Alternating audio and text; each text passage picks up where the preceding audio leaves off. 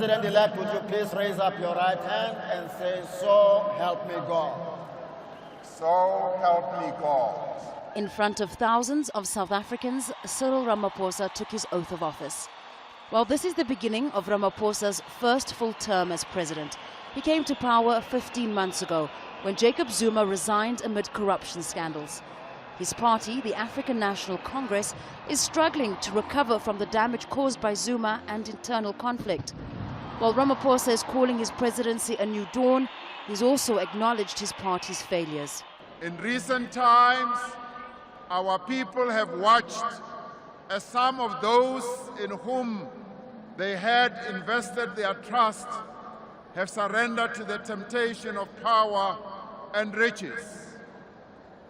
They have seen some of the very institutions of our democracy eroded and resources squandered.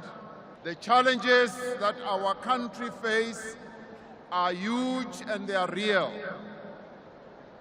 but they are not insurmountable. Among those here were at least 40 heads of state and dignitaries and more than 30,000 people.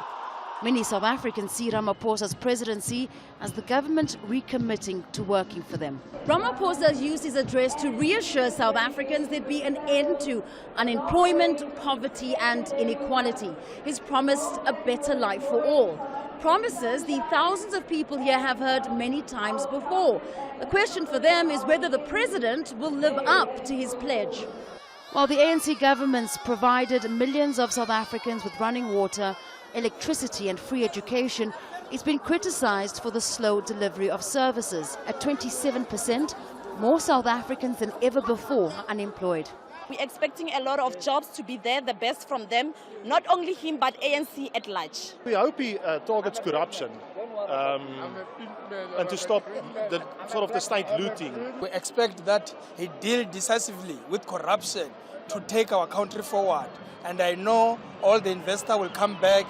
In the coming days, Ramaphosa is expected to name a new cabinet. He's under pressure to rid the government of ministers who underperformed or were implicated in corruption. But he's also facing the risk of further dividing the ANC if his appointments don't appease factions within the party. But for now, it's a day of celebration for a man who carries the hopes of many South Africans. Fahmida, Al Jazeera, Pretoria, South Africa.